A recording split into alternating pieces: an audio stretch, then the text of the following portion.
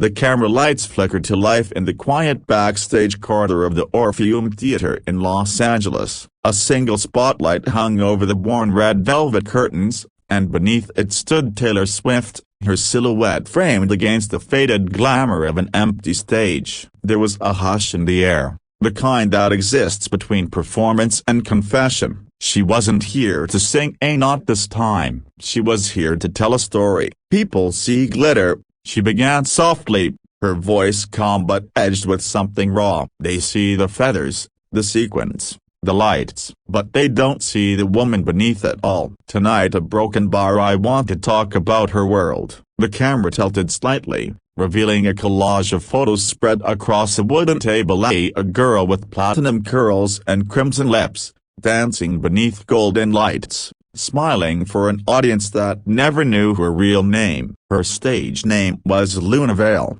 but off-stage, she was just Margaret Vail, a girl who once dreamed of singing like the stars she idolized. Taylor ran her finger over one of the pictures, a Luna standing in a glittered costume, one hand on her hip, the other raised toward an audience. "She reminded me of my mother," Taylor whispered. "And, a broken bar. She reminded me of myself." Years earlier, before her world tours, before the fame that made her name echo through every corner of pop culture, Taylor had met Luna in Nashville. It was 2013, during a late-night open mix session at a dive bar called The Lantern. Luna had walked on stage wearing a red leather jacket, heels too high for the cracked wooden floor, and eyes that told 1,000 untold stories. Taylor, sitting quietly in a dark booth with a notebook, remembered the way Luna's voice broke on the word home. It wasn't a trained voice, not polished like the industry wanted, but it was real. It was heartbreak and hunger and hope, tangled together in one trembling sound. After the show, Taylor had found her outside, leaning against the brick wall, smoking a cigarette she couldn't afford. "You were incredible," Taylor had said. Luna had smiled, the kind of smile people give when they're not used to compliments. "You're kind," she'd replied. "But incredible doesn't pay rent." That was the first night they spoke. It wouldn't be the last. The documentary flickered to life again, showing old clips, a grainy handheld footage of Luna performing, laughter echoing backstage, fragments of a dream trying to stay alive. Taylor's narration wove through the images like poetry. "She was a showgirl in Vegas by 21,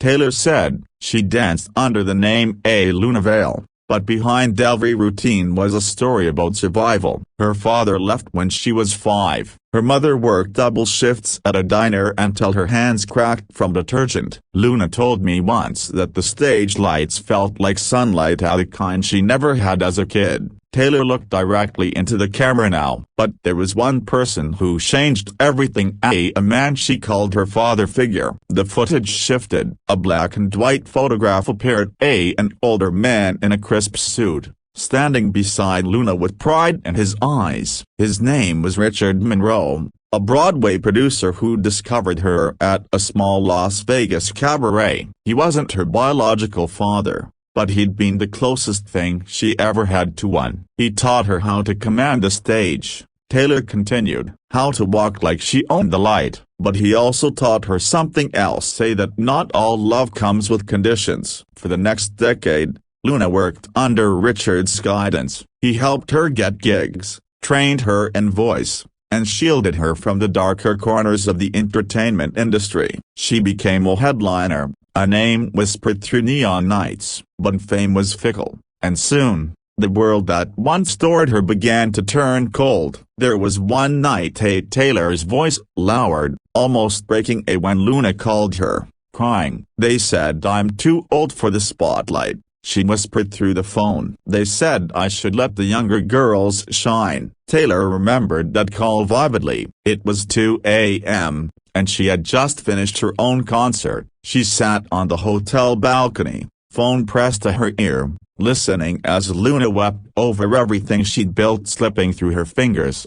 "I told her," Taylor said now, voice trembling, "that the world doesn't decide when your story ends. You do." But Luna didn't believe that anymore. A year later, Richard Monroe passed away suddenly a heart attack during rehearsal. Luna's world collapsed. He had been her anchor, her compass, her only family in a city that thrived on temporary love. The showgirl's smile began to fade, and with it, the light in her eyes. She started disappearing from people's lives, Taylor explained, eyes glistening under the studio lights. Calls went unanswered, gigs cancelled. The last time I saw her, she was sitting in a diner off Sunset Boulevard, staring at an old photo of Richard. She said, without him, I'm just noise in an empty room. Taylor paused, swallowing hard. That was the last time I saw her alive. The room went silent. The hum of the camera equipment seemed to grow louder. A slow piano note began to play in the background, soft, mournful. Luna died 6 months later, Taylor continued. An overdose. The coroner said it was accidental. I don't know if I believe that. The footage shifted to her final performance, a shaky cell phone video of Luna on stage, voice trembling as she sang a reworked jazz version of Somewhere Over the Rainbow. The crowd cheered, unaware they were witnessing her goodbye. Taylor's voice softened to a whisper. People always talk about the price of fame, but for Luna, the price was silence. When the music stopped, no one told her she still mattered. She leaned back in her chair, eyes distant. I think about her a lot, about what it means to live in a world that claps for you but never really sees you. Then the screen cut to a studio, a dim light, Taylor sitting at a piano. She began to play a melody, gentle and aching. It was a new song, one she'd never released. This song, she said quietly, is called Father Figure. It's for Luna, a broken bar, and for every woman who danced in the dark hoping someone would notice. Her fingers touched the keys,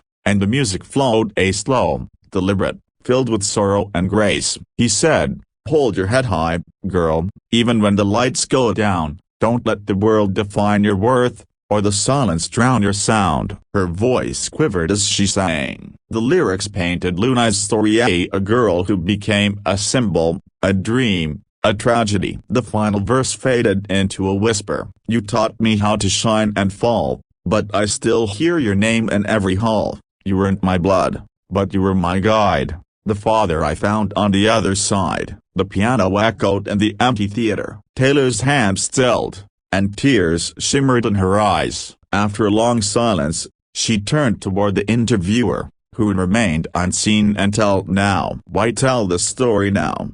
He asked. Taylor looked thoughtful. Because I think people forget that showgirls, pop stars, performers, we're all human. We build these worlds made of mirrors and gold, and everyone loves the reflection, not the person. Luna's story is a reminder that behind every spotlight, there's someone fighting to be real. The interviewer hesitated, then asked, do you see yourself in her? A faint smile crossed Taylor's lips. More than I'd like to admit. She rose from the piano, walking toward the empty stage. When I was 19, I thought success would make me invincible. But it isn't. It makes you visible. And sometimes as a broken bar, that's the loneliest thing in the world. She stepped into the center of the stage, the same one where Luna had once danced. The light caught her face, soft and ghostly. The life of a showgirl isn't about the dance, she said. It's about the mask you learn to wear when the music ends. The documentary shifted once more, a montage of Luna's photographs,